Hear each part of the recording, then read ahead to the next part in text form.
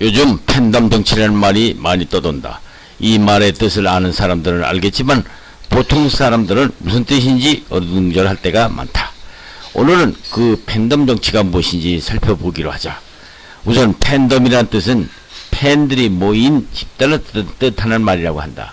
여러분도 잘 아시다시피 팬이라면 특히 연예계에서 자기가 좋아하는 연예인에 대해서 그 연예인이 하는 발언이나 행동이라면 무조건 따르고 더 나아가서는 맹종하는 것으로 알려져 있다. 그러면 그런 의미에서 팬덤 정치라는 말은 대한민국에서 유독히 2022년부터 더 유행하는 정치 관련 신조어라고 볼 수 있는데, 그 흔해 빠진 민주 하는 나라에서 민주정치라면 대다수 국민들이 민심이나 상식에 따르는 정책이나 입법행위가 이루어지는 정치 행위라야만 되는데, 대다수의 국민들에 의한 입법정치가 아니라 극성 지지자들의 입김과 이득만 반영되는 정치 행위를 뜻하는 것이 팬덤 정치라고 부르고 있다. 우리는 흔히 침묵하는 다수라는 말을 가끔 듣는다. 그런데 침묵하는 다수라는 뜻은 무슨 뜻일까? 침묵하는 다수란 직접적으로 자기의 의사를 표현하지는 않는 다수 대중을 의미하는 말이다. 그래서 침묵하는 다수가 존재하기 위한 전제로서 필요 조건으로는 시끄러운 소수가 필요하다. 그러면 이 시끄러운 소수란 또 무엇인가? 시끄러운 소수란 한마디로 실제보다도 세력이 커 보이게 함으로써 군중 심리를 이끌어내기 위해서 소시하는 소수의 집단을 의미한다. 그래서 군중 심리를 이끌어내기 위해서는 소수파는 다수 대중이 혐오할 정도로 활발하게 활동한다는 것이다. 이 작전이 성공하게 되면은 이 소수파가 어느새 진짜 다수처럼 보이게 되어 있음으로써 이 소수가 다수인 것처럼 보이게 된다는 것이 이 작전의 무서운 점이라는 것이다. 그래서 이른바 팬덤 정치는 중구 정치로 이어진다고 이루어지는 길이라고 볼 수 있는데요. 정치의 극단화와 포퓰리즘을 일으키는 초석이 될 수 있다는 것이다.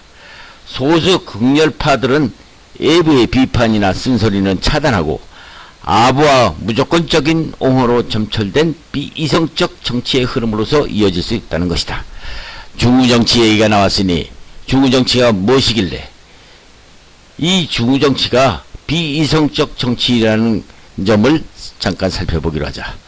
중구란 어리석은 군직이라는 의미로 이 중구정치란 올바른 판단력을 상실한 대중에 의해서 좌지우지되는 정치를 의미한다고 한다.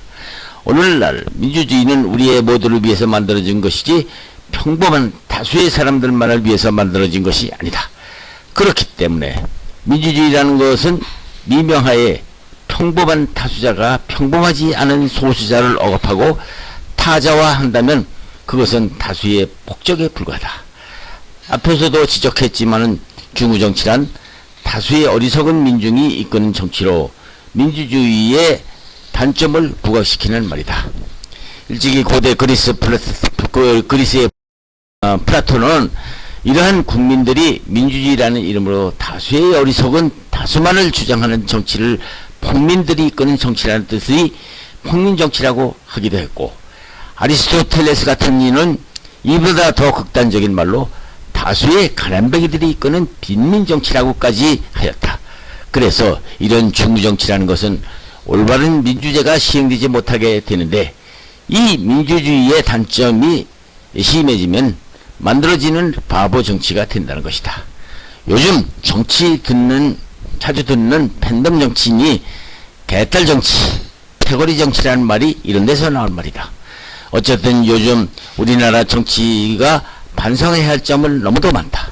당장 국민들이 느끼는 것은 38도가 넘는 폭염 때문에 8월에 나올 전기료 폭탄이 무서워 마트나 전철, 카페 등을 전전하면서 유랑생활 아닌 유랑을 하고 있는 국민이 있다는데, 정치권은 지난날 모양으로 8월 한 달은 전기료를 깎아주거나 8월 한 달이라도 시원스럽게 가정의 에어컨을 켜고 살게 해주는 정당이 없다는 점이다.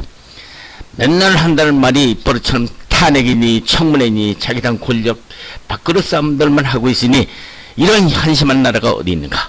입법은 입법부가, 사법은 사법부가, 행정은 행정부가 해야 할 일을 가지고 입법부가 행정부가 되는 것처럼 착각을 하고 입법부가 사법기관이 되는 것처럼 걸핏 한번 청문회나 열어서 선량한 국민들을 국회로 불러내어 고통이나 치는 한심한 나라.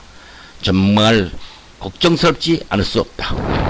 국회의원들, 자기들은 시원한 에어컨 밑에서 탄핵 청문회 타령이나 하고 행정부 관료들은 국민들이 폭염에 폭탄 전기료가 무서워서 전철이나 마트에서 방황하고 있고 백화점 또는 마트나 대형 음식점 같은 곳에서는 전기를 아깝게 하기는커녕 대낮에도 문을 열어놓고 펑펑 에어컨을 틀어놓는 나라.